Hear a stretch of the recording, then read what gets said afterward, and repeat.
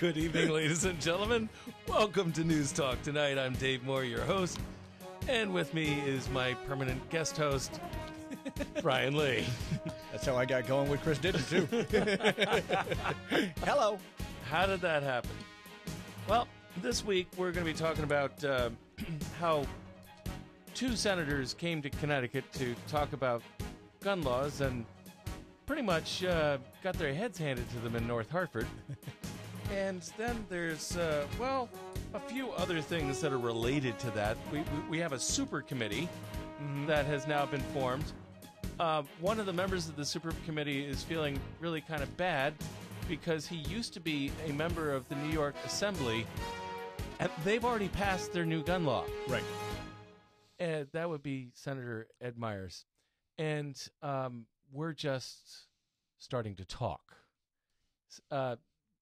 To be fair, our legislative leaders are basically saying, it's okay. We want to take our time. We will act fast, but we want to be deliberate and careful in what we do. And get it right. Right. Whatever it's going to be, get it right. I guess there's some weird wording in the New York state law anyway. So, among other things. Yeah. So. There's also, there was a story out there about how Governor Malloy has provided the vice president with a number of ideas that he was hoping going to be incorporated into his recommendations, which have now been made. And we will hear about them tomorrow when the president gives a speech. Okay. It should be interesting. There was also a news conference yesterday by and this was amazing to me, by the Sandy Hook parents, basically, who have formed a nonprofit group called Sandy Hook Promise. Now, I got to tell you, if I was one of them, I'd still be catatonic. Okay? Not only are these people speaking out, they're speaking out in a very coherent, articulate manner. It is these people are amazing. Mm-hmm. They're absolutely Agreed. amazing. And, you know, we've always enjoyed talking about the budget here. Why? Because it's kind of important. But there was one of the complaints that have been made in the last legislative session against the governor was the fact that we were not being all that transparent. Well, it appears as though our comptroller has created budget transparency. And he has done it at, guess how much? Oh, I can't wait to hear. $0. Come on. Come on. $0. It is amazing. The Connecticut legislature launched transparency.ct.gov a few years back to track state expenditures. He has actually he's launched Open Connecticut. And Open Connecticut does, among other things, provide links to the state budget, provides links to the DRS income reports so you can know on a monthly basis how much the state is actually making, a link to state borrowing, a link to future cost obligations, like our pensions, and he's also got a link to Follow the Money, which links to the transparency.ct.gov. Wow. And also a link to financial forecasts and a link to tax breaks and exemptions, all for $0. Great work.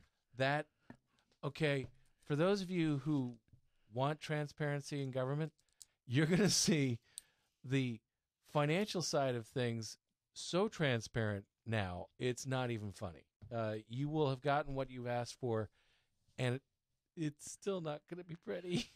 Well, it's part of the thing. Do you really want to see it anyway? Yeah, well, it's, like the law and sausages. You don't necessarily want to watch don't want to see it being made. No. And one of the other things that caught my attention was apparently our illustrious state has overbilled the federal government for Medicaid expenditures. the tune of 3.2. Yes. 3.4. Excuse me, 3.4 million. It not just billion. went up. And now 3.6. Up, it went back down again. It's amazing. But, you know, there's been a lot of chatter on the national side of things about what we should do about gun control. Mm-hmm. The super committee that's been formed in Connecticut is actually not just tackling gun control. Their purpose is to deal with gun safety, Mm-hmm. with safe schools, and with mental health. Mental health. Wow.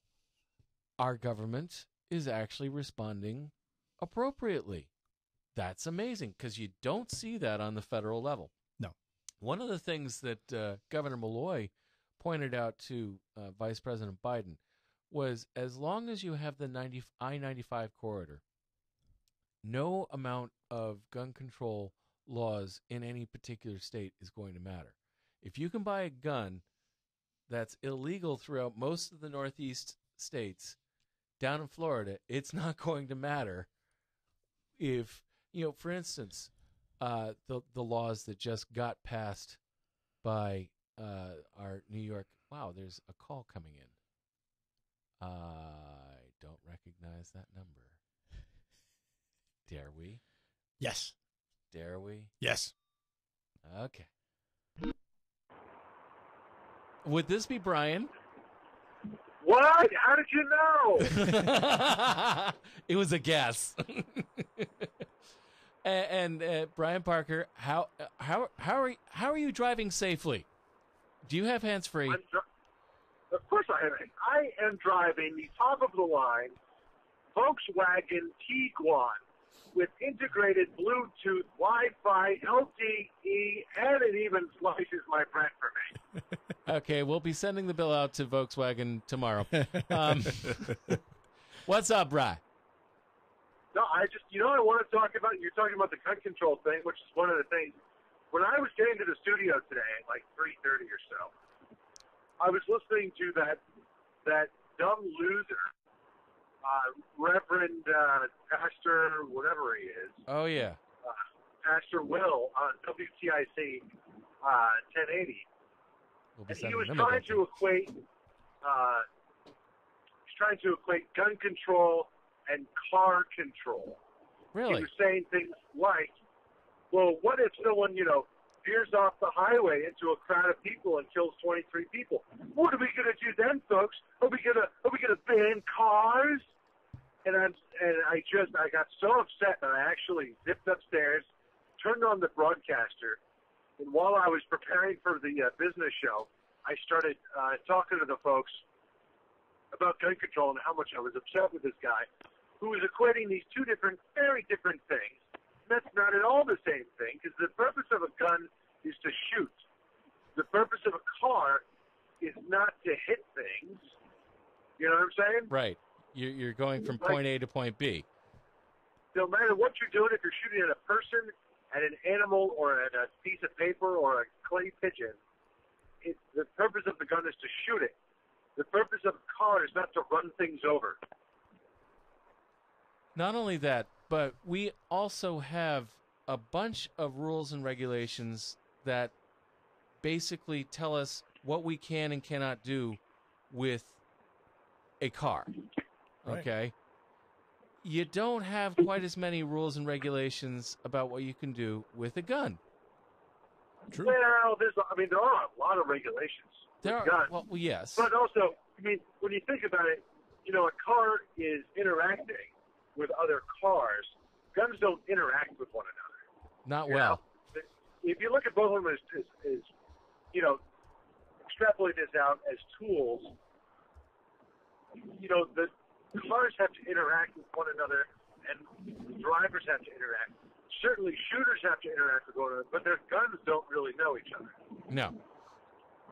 So, from that, and there's more going on with a car than a gun, from a technology standpoint, from just a mechanical standpoint. So obviously, there's more to regulate there.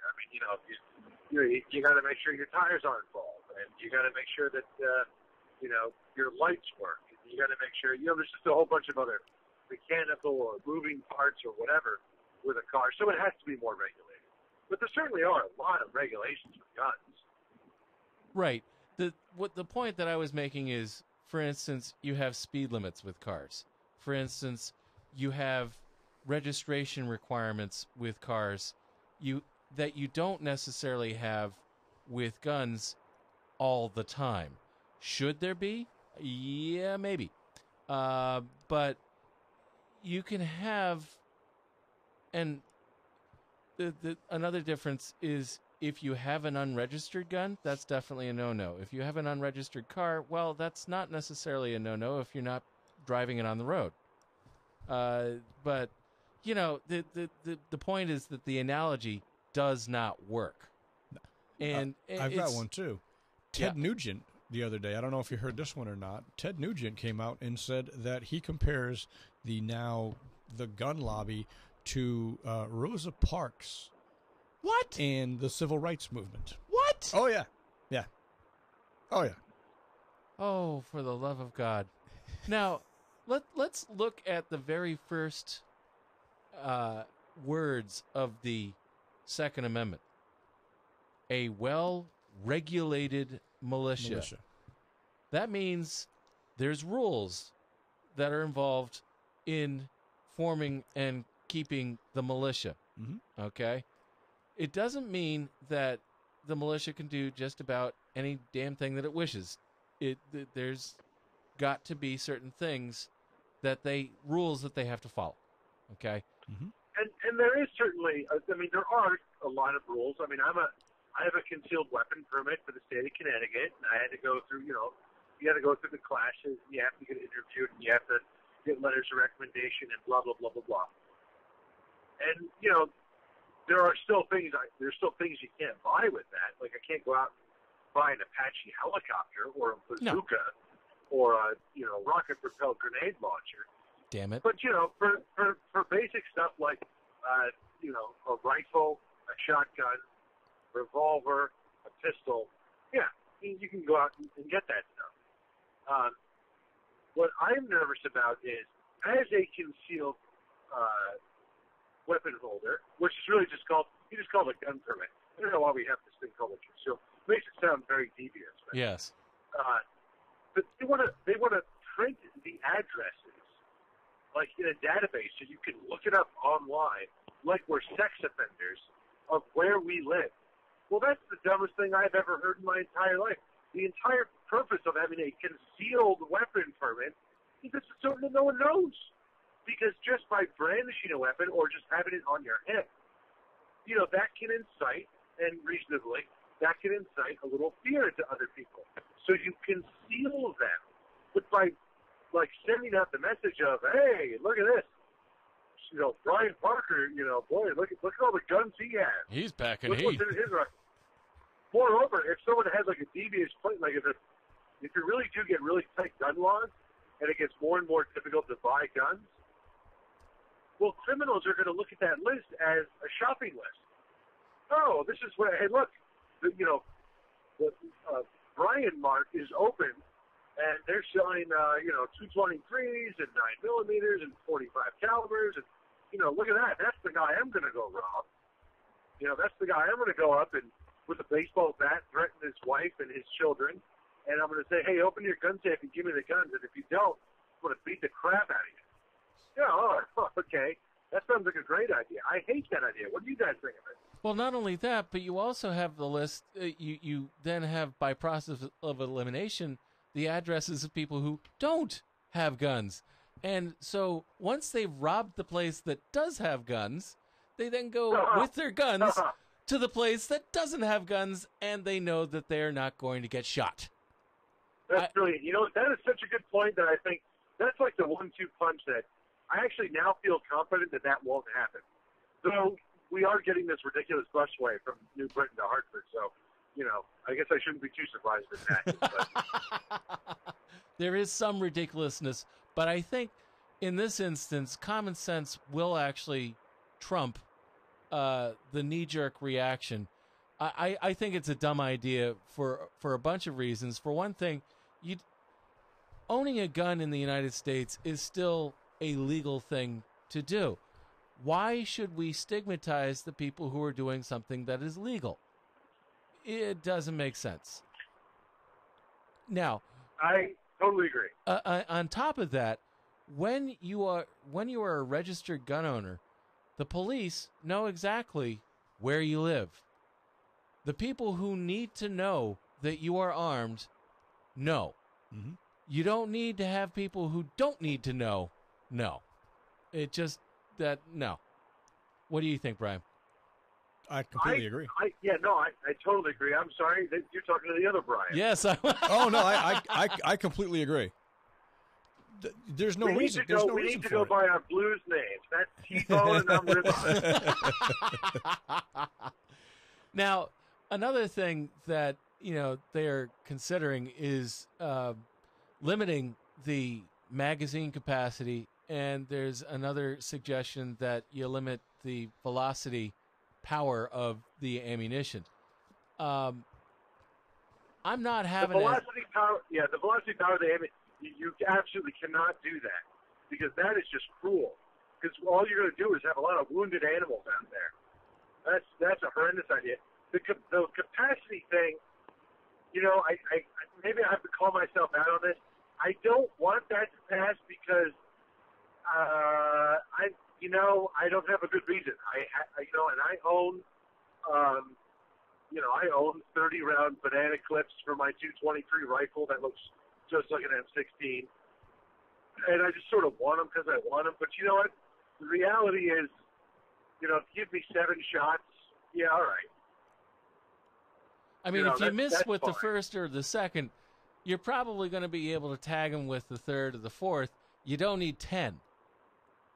Yeah, I think that's more of a convenience thing, I think, than anything else.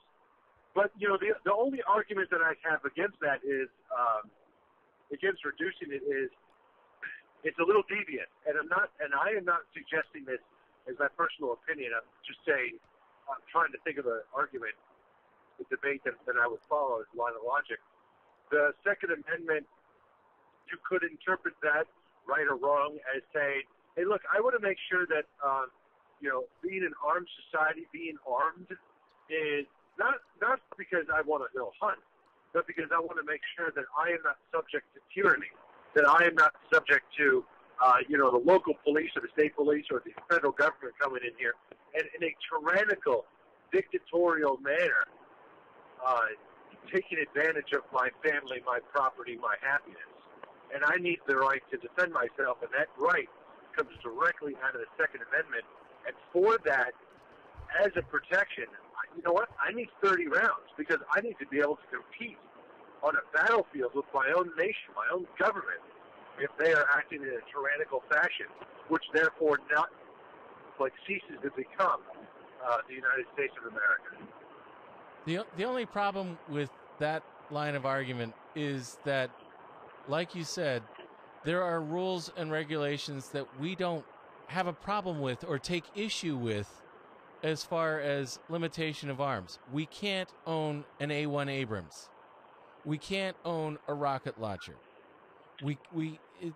These are things that are relegated to the federal government in its protection of us and our rights. Well, if you use that logic and bring it further, you could say, hey, you know what? That 30-round clip actually is something that private people probably don't need. And if they don't need it, then really they shouldn't have it. Now, Well, see, that is a. First of all, there's way more arguments against having a 30-round magazine than there are for it. Yep. In my opinion, but just because the country does not need cupcakes, but that does not mean we should ban cupcakes. The country does not need high fructose corn syrup, or the country does not need soda. This country does not need Coca-Cola. All it's doing is making us a fat, lazy nation. Should we outlaw Coca-Cola? Should the FDA come in and say, you know what? No, there's no purpose to this. No, I don't think that. I don't think we can have that because we want to have a free and open society, and the more restrictions we have against that, the greater it hurts. What you were saying a little bit early on that, you know, a lot of this is being tied to Sandy Hook, as I guess this is how legislation is going to get passed. If cameras are involved and there's a big tragedy, then finally our politicians will get off their fat, lazy asses and do something so they can seem like they're important. But the big problem is, I think, violence in American society. And a lot of that is television, and a lot of that is video games. And I am someone that watches a lot of that TV. Yeah. And, you know, I just watched, what the heck was it? Like an honorable act or something. It was some Navy SEAL movie that came out. I can't remember now. But I just watched that this weekend. And you know what? I played this game, a game released by the United States Army called America's Army. I don't even know if they still play it, but you know, I used to play that a lot. Or Battlefield, or any number of other games. And some of those games, the purpose of it is to make it seem as real as possible for current combat situations. In the game that's released by the United States Army, it's called America's Army, you actually go through a boot camp, and you learn how to launch, like, a javelin rifle or a javelin rocket, and, like, the two different trajectories that you should use at different kinds of targets, and how to throw a grenade, and how to shoot an M16, and, you know, where to put your hands when you're shooting a pistol. I mean, like, real, like, military training that I'm not really so sure needs to be in, you know, our... I'm not sure that a 16-year-old needs to learn for our kids to play. Yeah. Now, there's other stuff where, like, you have, like, that crazy Doom series of video games where you're fighting these, like, ridiculous-looking monsters with chainsaws and all that kind of stuff. Like, that kind of stuff is sort of, that falls into fantasy violence. And I'm not giving it a pass, but I give it way more of a glancing pass, at least, than stuff like America's Army or Battlefield, where you are like a modern soldier and you get extra points for getting a headshot than just a body shot. Like, that's kind of dangerous, I think.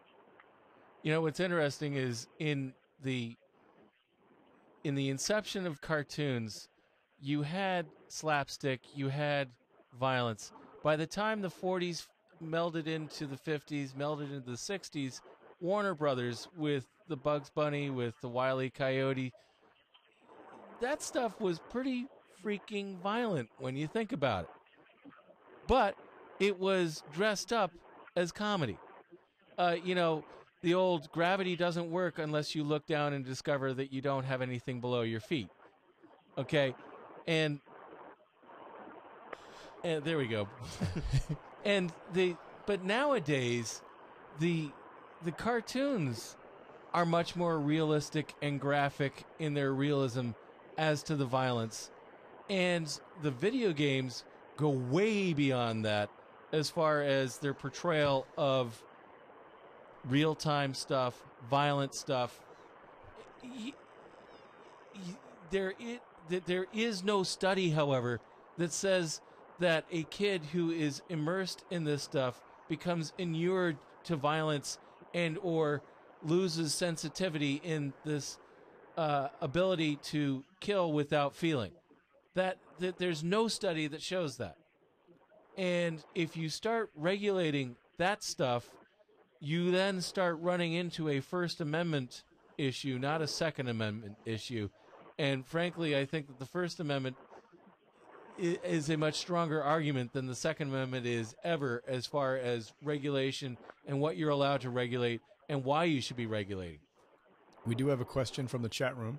Yeah. The question is, what is the difference between a high-capacity, or I'll just give it to you the way it is. What's the difference between carrying a lot of rounds or carrying more than one gun? Well, certainly it's way more convenient to have high-capacity magazines and several of those than carrying a bunch of, like if you had a pistol and you can put 10 rounds in a pistol clip or a pistol magazine, you know, to get to 30, you would need 3 guns or 4 guns or 5 guns, you know, depending upon the size of it. On the flip side, if you had a high-capacity rifle with 30 rounds in it and, you know, just in your front 2 pockets and your back 2 pockets, you can have that multiplied by 5, you know, now you're at 150 rounds. Well, that's, you know, that's way more convenient than carrying around, you know, 15 guns. And you're also not having to drop one gun, pick up a gun, or draw a gun, or whatever. With the high-capacity clip, you're able to continue to use the weapon fairly efficiently and effectively, as opposed to switching out guns, etc. Right. Which goes to the argument that, hey, do I want the police to have this stuff? Hell yeah. Do I want the Army to have this? Hell yeah. I want the Army to have 100 capacity clips to be able to, you know, do their job effectively. Does the ordinary Joe walking the main street of America need a 100-round clip? I don't think so. And I'm not sure that I want that person to have the ability to fire effectively and efficiently if they're truly a civilian. That's you don't need that for civilian stuff. Now, Brian Parker, I mean, you had indicated earlier that you thought that Bambi would suffer if we did not have high velocity rounds available. Would you like to explain that a little more? Yeah, if you take away, I almost crashed. Don't do that. Take away the velocity. What happens is ideally what you want is when you hit the animal, you want your bullet to mushroom, and forgive me if this is too graphic, but you want it to kind of tear the insides of the animal so it's almost instantaneous that the animal dies. But you know what? Ken Bambi, got some tough skin. And if you take away much more of the velocity, if you drop it down to 500 feet per second and you're at 150, 200 yards away, by the time that bullet hits that animal, one, it's going to have dropped more as far as the distance high to low. Right. And you're more likely to hit the animal on the lower side, which is where the gut is and where the legs are. So you may miss, and you may just end up wounding the animal, which is now going to be suffering there until you can walk over and finally put it out of its misery. Or, these animals too, when they get shot, even when they get shot with a high-powered something, sometimes they leap up like they just got bitten. They scamper off for 50 yards, and then they drop dead. But, if you just wound the animal, that thing can be kind of lingering out there. You get on trail. You want the animal to die as quickly as possible from a humane standpoint. True, but you also don't want to turn your venison into just hamburger.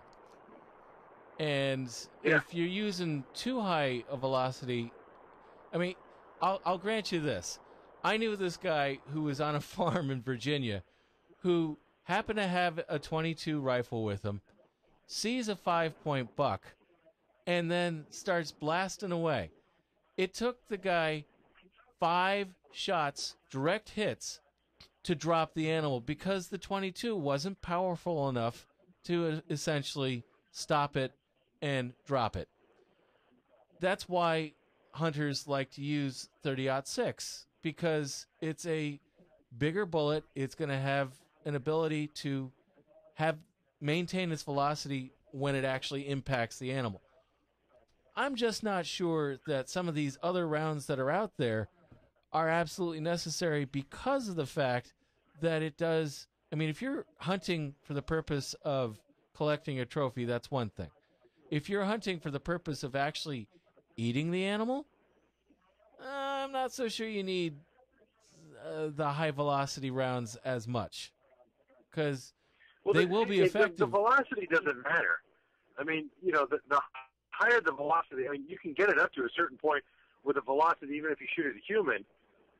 If the bullet, the projectile is quite fast enough, it may go right through the person. Yep. Like, knife through butter. So, like, the velocity thing, it's a non-argument. It doesn't make any sense.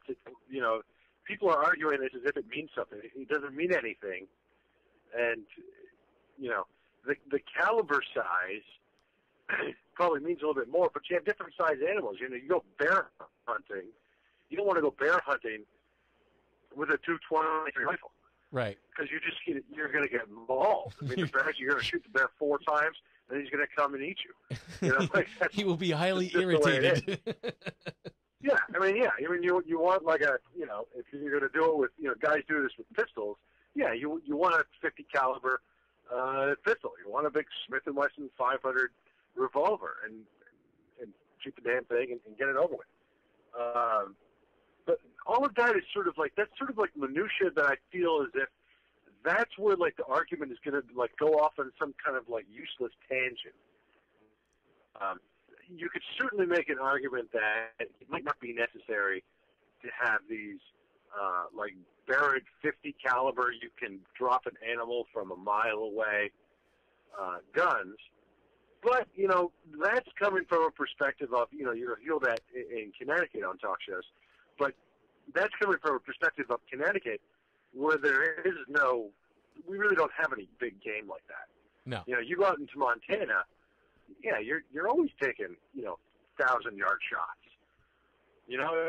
It's just it's a different kind of hunting out there.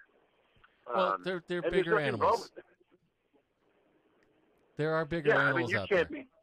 You can't be shooting a buffalo at 1,000 yards with 30-06. No. Or a 7 millimeter. Like, it's just not going to work. You go, and shoot stuff with a 7 millimeter rifle at some deer, and people are going to be like, dude, what? Like, it's kind of overkill, don't you think? You're like, yeah, it probably is, but you can't have. I mean, you can, but it gets expensive to have all these different, the perfect tool to go hunting with. So, you make do with what you can. And there are a bunch of different rules about what season it is. Right. The seasons are not very long. It's imperative that we have hunting. I don't think anyone would disagree with that. But I have never. Anyway. Only PETA will argue against, the right to hunt, basically. But for most of the mainstream arguments that I've been hearing, hunting has never really been in the line of sight, so to speak. But I have no problem with someone owning a firearm, whether it is for sport shooting, whether it is for, like you were saying before, skeets, or for hunting. Yeah, more power to you. As long as you're careful with it and as long as you're not crazy, go for it.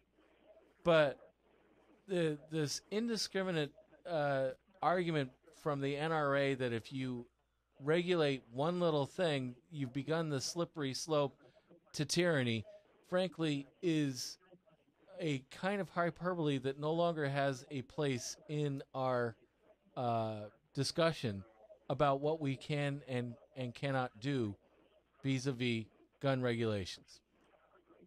I agree. Hey, listen, I got to run. All right. Hey, Brian, it was awesome talking to you. Take it easy. Goodbye. Well, I suppose we could pay some bills now. Probably, yeah. Yeah, but there will be more about this. One of the interesting things that came up earlier on in the conversation was Brian pointed out that the politicians getting off their fat asses after Newtown. That was in fact a point that was made at this little community outreach meeting between Senator Blumenthal, Senator Murphy, and the Hartford North End. The basic comment was, I'm not here to be friends with nobody. I heard Senator Blumenthal say 20 families grieving, when in the past 11 years, I have seen 330 people grieve. What happened down in Newtown? Oh, man, we grieve as much as anybody in Newtown as Newtown is grieving. You're only here because of what happened in Newtown. This has been going on for years. Mm-hmm. Whoa. That had to hurt. Just saying. All right, we're going to pay some bills, and we will be back. I should note, normally at the top of the hour, or the top of the show, I should say, we are brought to you by Amazon.com, Gateway Financial Partners, Sherpa Technologies, and there's a couple more that you're actually going to hear from right now. We'll be back shortly. Budwitz and Meyerjack PC is a large Connecticut-based CPA firm with offices in Cheshire and Farmington, Connecticut. Large enough to handle engagements of enterprises with annual...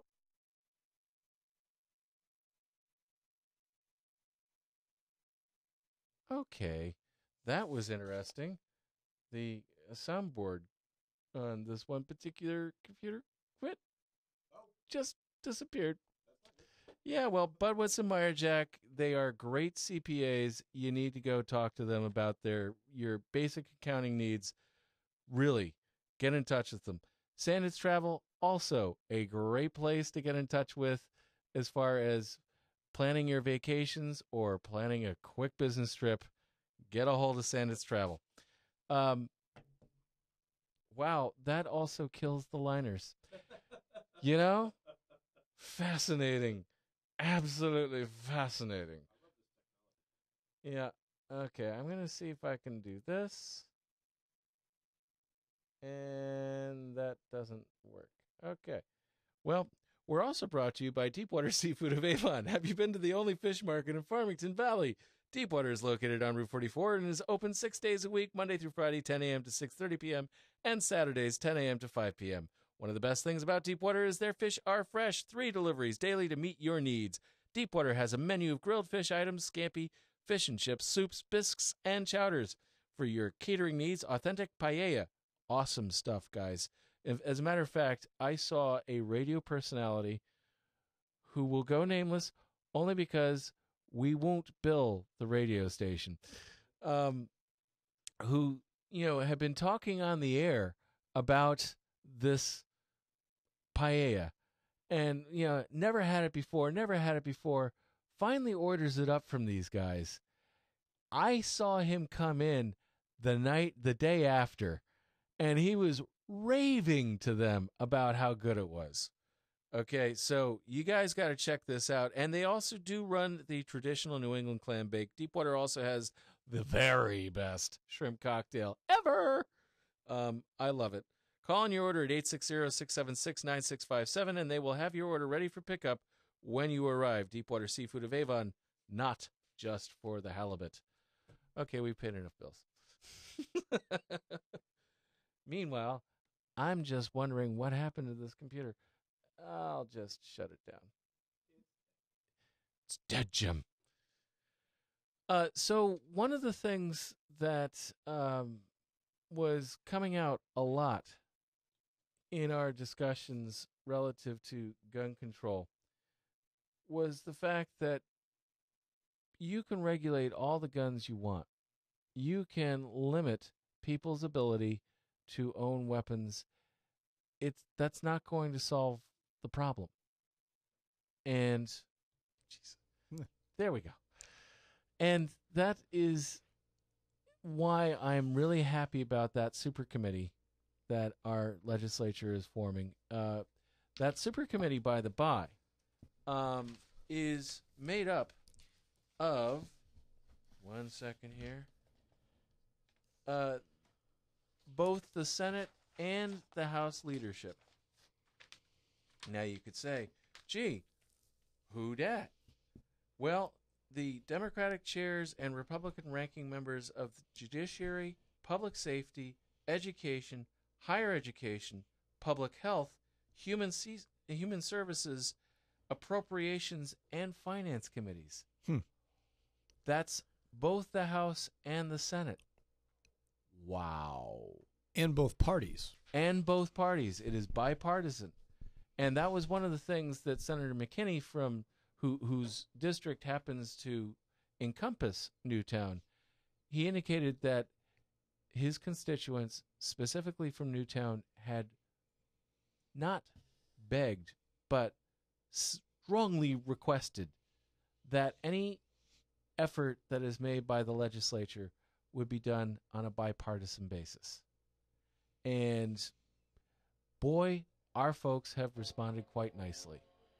And with the formation of this committee, there's also, the governor has also formed his own committee.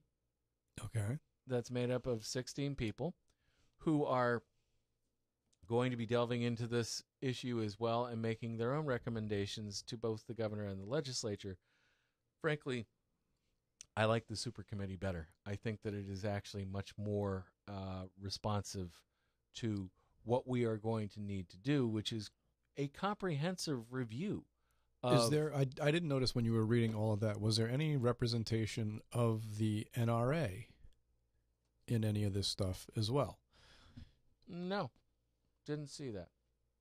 I would like to see. I would like to see them involved in some of this. The problem is that they've already more or less painted themselves into a big mess. Frankly, the appropriate analogy is they've painted themselves into a corner. Their basic position is in order to ensure school safety, have people armed. And our governor has responded both in his State of the State address as well as in his recommendations to the vice president. Having more armed people isn't going to solve the problem. It, in fact, has a greater chance of compounding the problem. So, and I don't always agree with our governor. This is one of the things where I totally agree with him. And it really speaks to the fact that our democratic form of government, a republic, typically is very slow in responding to things. If you look at what our National Congress has been doing with the various fiscal issues. Oh, and by the way, I should mention that the House, I believe, has now passed the bill that they passed $17 million in benefits for Hurricane Sandy victims, which would include New York, New Jersey, and Connecticut. And they were dealing with an additional appropriation of $33 million that it was being debated this evening and should be very close to passing if it hasn't already. Evan sent it to us while you guys were doing your gun debate. House just passed $50.7 billion for relief to Sandy victims. And the governor and the president is actually ready to sign right away. So that's now. It took them how long? Okay, normally way too long. Normally, it takes a democratic government, and by that I mean big D, not political party, but form of government, a while to respond. Democracies don't respond quickly. The best form of government to respond quickly is a dictatorship, and right. Nobody wants that here. However, I do believe that with 30 days having gone by, the formation of the super committee with the mandate, we are going to look at mental health, we are going to look at school safety, and we are going to look at gun regulation, is a fantastic thing, and it is a sign that our newly sworn in legislature is actually going to do something worthwhile. Wow. And it goes against the old, you don't want to watch the Law and Sausages being made. In this instance, it's actually worthwhile. And kudos to them. I get the frustration that the folks in the north end of Hartford felt. You know, it took a tragedy of 26 people being shot all at once, as opposed to one at a time, 330 times over the last 10 years. It's got to be a lot more than that over 10 years. I would think. Hartford's murder rate averages about 50 per year. You know, that's almost. I'd say between New Haven and Hartford, it's got to be outrageous. It's beyond outrageous. No, that doesn't work either. Oh well, we're having a little technical difficulty. You're listening to On the Horn, onthehorn.com. You can follow us on Facebook, Twitter, and what's the other thing? Stitcher. Thank you. And YouTube. Yeah, not anymore. The fact of the matter is, the missing component truly is mental health, and we have to be careful. Just like you don't want to stigmatize gun owners by publishing their address, you also don't want to stigmatize folks who are dealing with mental health issues. The New York law that just passed, among one of the more draconian measures, is if a psychologist or a psychiatrist is told by his or her patient that they are having homicidal or suicidal ideations, you begin to trigger a reporting requirement. Now, if that don't scare me, I don't know what will, because the whole purpose of a doctor-patient relationship is for them to be able to talk about anything without the fear of Big Brother coming down on your ass. And, okay, I'm being a little salty here, but you know what? I'm getting a little tired of, Adam Lanza had Asperger's. That had absolutely freaking nothing to do with what Adam Lanza did. We may never understand hardly at all what Adam Lanza did. They're talking about how, it was quite probable that Mrs. Lanza was applying to the probate court to have him involuntarily committed. Well, that stuff's not public knowledge, and it shouldn't become public knowledge for the mere expediency of the public understanding why this happened. We cannot trample the laws of privacy that exist now in order to make ourselves feel better, and further, therefore, stigmatize folks who are dealing with mental health issues. That just ain't right. And hopefully the super committee is going to be looking at this very carefully. And I note that there are Health and Human Addiction Services Committee is involved. Yay. Okay. Mm-hmm. Judiciary. Yay. Okay. Because those are going to be the folks that are going to be on the forefront. Pretty much whatever this committee comes up with is not likely going to have a problem passing in the House or the Senate, because you're talking about most of the major standing committees that now have skin in the game. Awesome. But again, I mentioned the argument, the slippery slope, before. Mm-hmm. That's what the NRA has used to argue against the idea of regulating any further. And in fact, the idea is to do away with as much regulations involving guns, ammo, etc. Because of the slippery slope. You start here and you can't stop.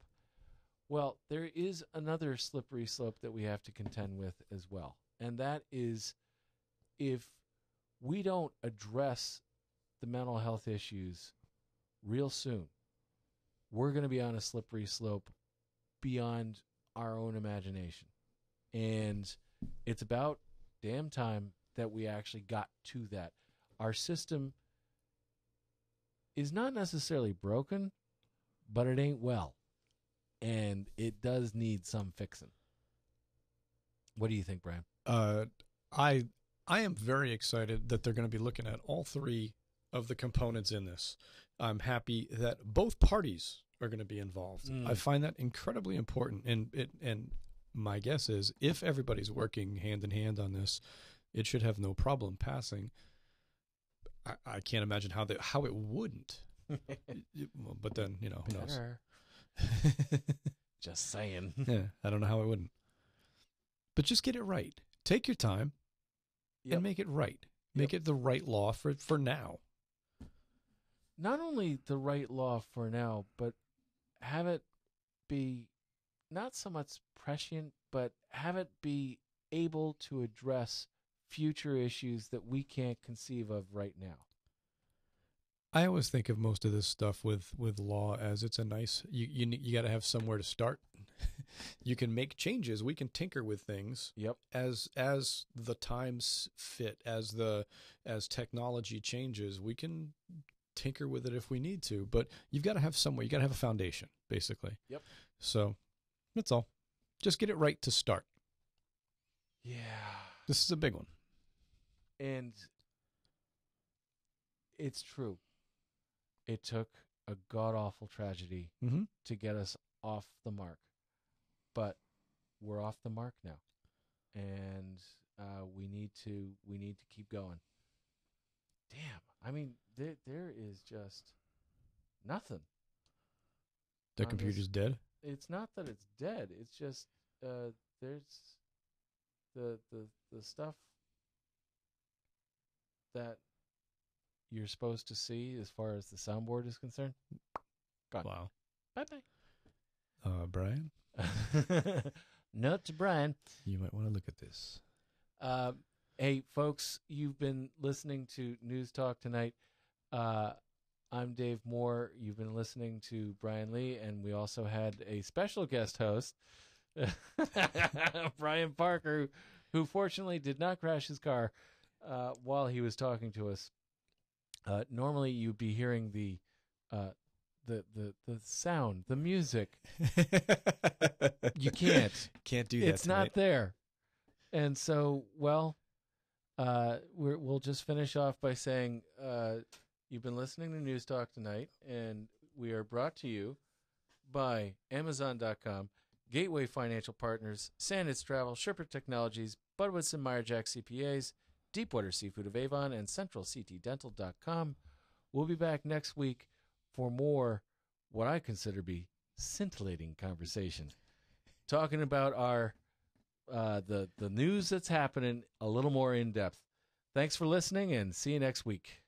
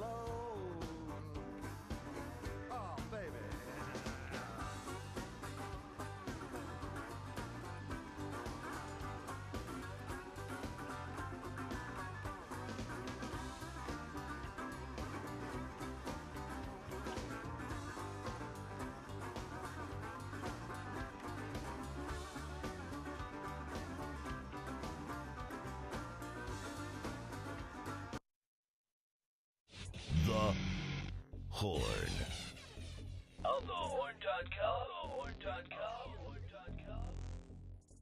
Guantanamo Bay.